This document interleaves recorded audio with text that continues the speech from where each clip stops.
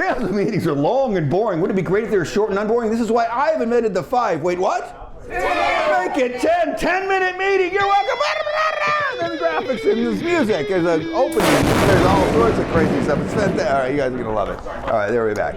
All right, Ashland City Council meeting of January 3rd. Boy, the swearing in of the elected councilors. These 2 new ones. Well, 2 new, 1 old. All of them, we'll see, right? And then city manager's report goes right off to starts the city manager, Joe Lessard. He looks like this guy right here. And he said, hey, city attorney Doug McGeary. He looks like this guy. Hey, introduce our new assistant attorney, city attorney. And she stood up and she looked fine. And this guy goes, hey, also regarding the 5G ordinance, the 5G attorney who has been writing a 5G friendly ordinance, has been in touch with me, and the expectations are that it will be presented in about a month.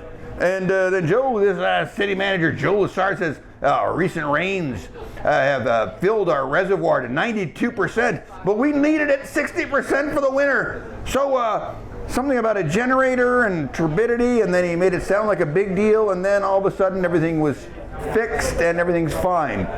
Classic city manager Joe Lessard, not certain what he was talking about. So then this one says, hey, what about the heater breaking at Pioneer Hall? And Public Works Director Scott Fleury, he looks like this guy because he's got a beard.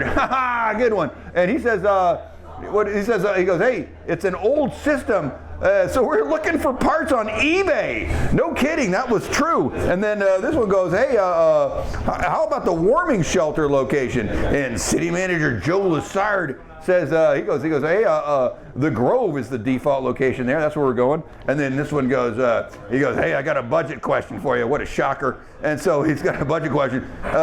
Your longevity program of $20,000 per year. Well, where's that money coming from, huh? And then city manager goes, it's from the general fund. Okay. And then he says, hey, April 27th is the beginning of the Citizens Budget Committee, and January 17th is the discussion of council compensation. In case you want to put the pay for counselors health insurance bill on the spring ballot. So that's why that is then. And then there will be a vote on the members of the Citizens Budget Committee, and this one goes, hey, again, where are we looking at the CIP list? Before the budget discussions, right?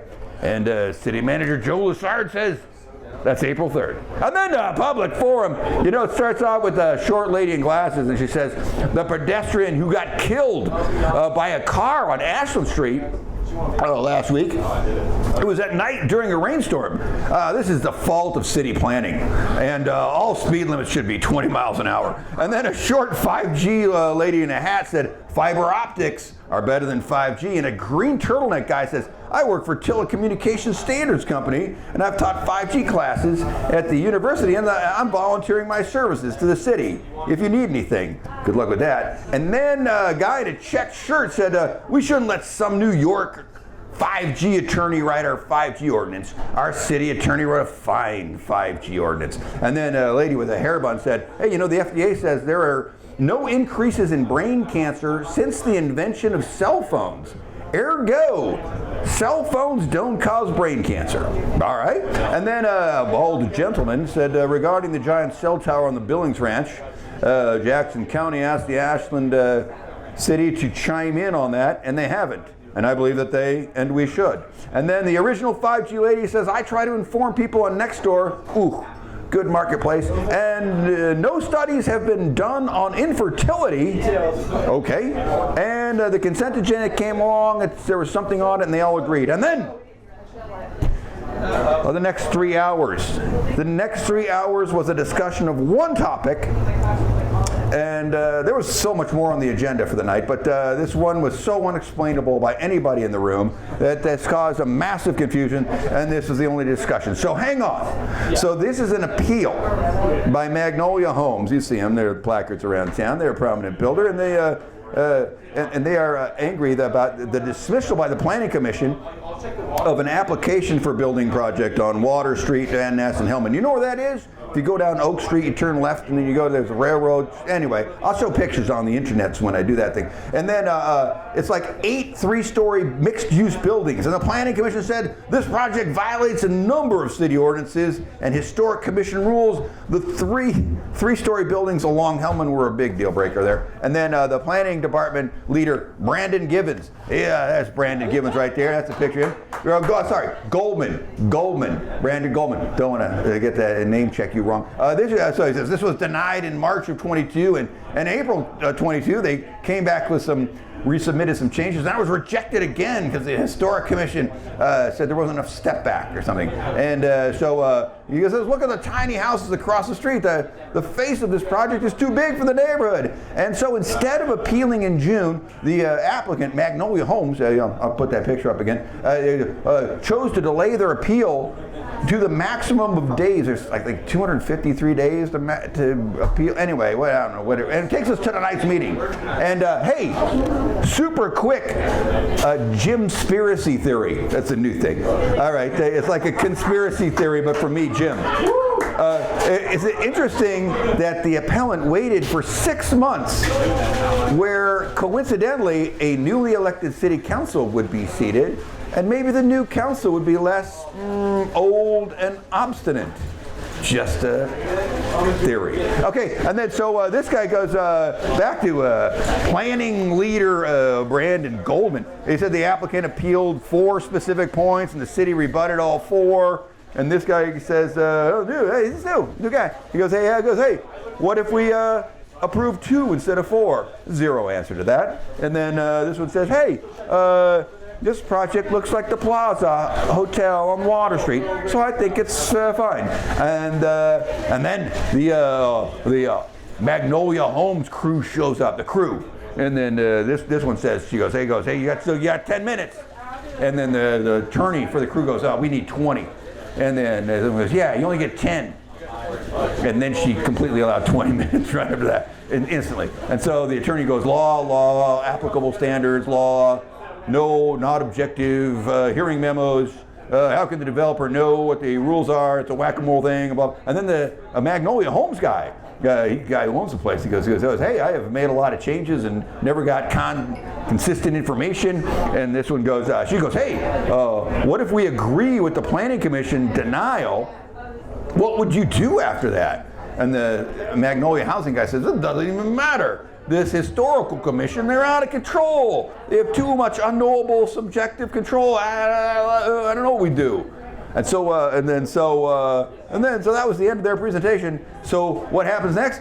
Public forum for just this item. Some crazy person, a pesky homeowner in blue plaid. Ladies and gentlemen, clap, clap, clap, clap, clap. Here we go. He says, he goes, hey, I live across the street, and one of those 4 appeal points is that I had ex parte communication with a commissioner. That means he talked to a commissioner and nobody talked about that. And he said, we talked about the steak I was eating. And then just proves that these yahoos are just throwing spaghetti against the wall to see what gets their appeal to stick. And the 3 buildings along Hersey, by the way, are just the same building in different dresses. He's not wrong. I'll put a picture up. And then, so it seems like every counselor wants this project to continue, but couldn't figure out how to do it. They were flummoxed. And this one says, I think the planning department basically did everything right, and the historical commission made some suggested things, and the planning committee could have taken it or leaving it. And then, this one chimed in, of course. She goes, hey, maybe we can come back later after we combine some committees and have some more discussions and maybe a couple of meetings. And, well, she loves meetings, loves it. And, that new guy, this guy goes, hey, he goes, well, it sounds like the builder has some good points. And this planning department, they sort of made some good points. And then that neighbor, he made some good points. So, end of input. Okay, that was it. That's all. And then this one goes, he goes, hey, can we just approve or deny the appeal and then add our own requirements, like step backs and all that stuff? And City Attorney Doug McGeary, there he is again, Doug McGeary. God, Doug McGeary's killing it. He goes, well, technically, yes, but without the public notice, it's hard to say if that's going to thing. And then this one goes, I suggest we council just vote to approve the appeal or support the planning department separately, and then discuss a resolution to add contingencies. And are you guys getting tired of this? You guys getting tired of this? So was everyone in the audience. So what happened? Off the rails. So the Magnolia attorney stood up in the middle of the meeting, like from the back where you're not supposed to do. He goes, hey, he goes, please approve our appeal and just add whatever contingencies you want. Just put them on there. Well, we're fine with it. We're fine with all of that. And then this one goes, city attorney, is that possible? And he goes, yeah, well, if those attorneys say they'll like it and they won't sue us, I think that's going to be good. And but then pesky homeowner in the blue plaid shows up and stands up and walks up and in the middle of the meeting goes, hey, I got something to say. And this one goes, oh, this is getting out of control. And so Magnolia attorney guy goes, look, you got to let this guy talk because you let me talk, and if you don't let him talk, you're going to get sued. And so pesky homeowner guy goes, look, just to remind you, if you approve this Magnolia Homes appeal and you don't put any conditions on it, they're just going to build the thing they originally wanted to build that nobody wanted. So watch out for that.